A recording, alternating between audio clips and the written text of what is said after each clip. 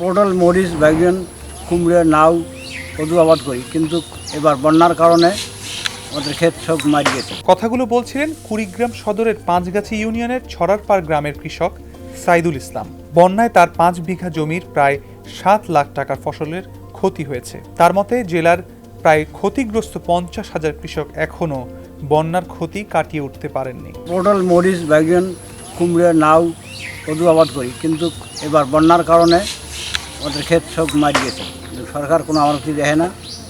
বিএসের কাছে কোনো বীজ চাইলে সে দেয় না। সে ভুট্টের বীজ গতবার চাইছিলাম, আমাকে দেয় নাই।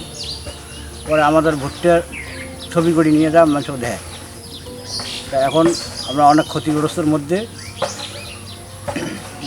নদী এলাকা ভাঙিচুরি সরকার করে দেয়। কীভাবে আমরা কৃষক উন্নয়ন হই।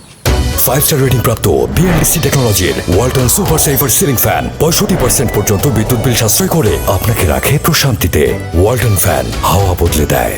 বন্যা চলে যাবার 1 মাস হয়ে গেলেও বন্যার ক্ষতগুলো এখনও রয়ে গেছে। ক্ষেতগুলোতে অনেক ফসলের গাছ নষ্ট হয়ে শুকিয়ে পড়ে আছে। নতুন ফসল উৎপাদনে অনাগ্রহ ক্ষতিগ্রস্ত চাষিদের। অনেকে ঋণ করে বীজ বপন করে হারিয়েছেন সব পুঁজি। অনেকের জমানো বীজ রোপণ করে ক্ষতির শিকার হয়েছেন। সবজি আবাদ করি, 2-3 বছর থাকি, ওই বানায় আসি খাওয়া যায়, কিছু লাভ নাই, লোকসান খাই। হ্যাঁ, কোনো সরকারের কোনো ব্যবস্থা করে না। কৃষকরা আশায় আছেন সরকারিভাবে প্রণোদনা পেলে নতুন করে আবারও ফসল উৎপাদন করবেন। এই গ্রামের লোক সবসময় এই আনাজ আবাদে বেশি করে। সেটা হলো পটল হাতে শুরু করি, পটল, মরিচ, বেগুন, লাউ, কল্লে, কুমড়ে, তারপর ভুট্টে, এই ধরনের চাষিগুলো বেশি করে।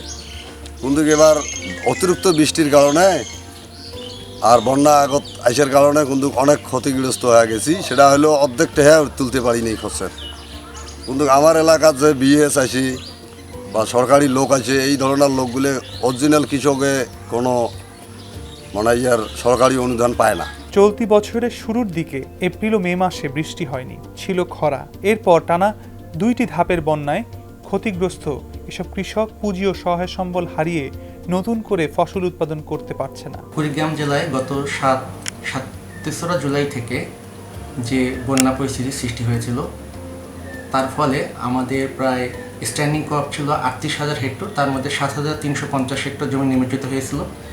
পরবর্তীতে আমরা ক্ষয়ক্ষতি নিরূপণের চেষ্টা করি এবং প্রায় 20,283 মেট্রিক টন ফসলের ক্ষতি হয়েছে, যার আর্থিক ক্ষতি প্রায় 105 কোটি টাকা।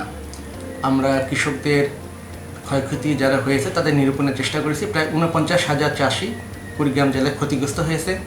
আমরা তাদের তালিকা প্রণয়ন করছি এবং আমরা আশা করছি কৃষি মন্ত্রণালয় থেকে প্রণোদনা পেলেই আমরা সেই প্রণোদনা তাদের মধ্যে বিতরণ করব।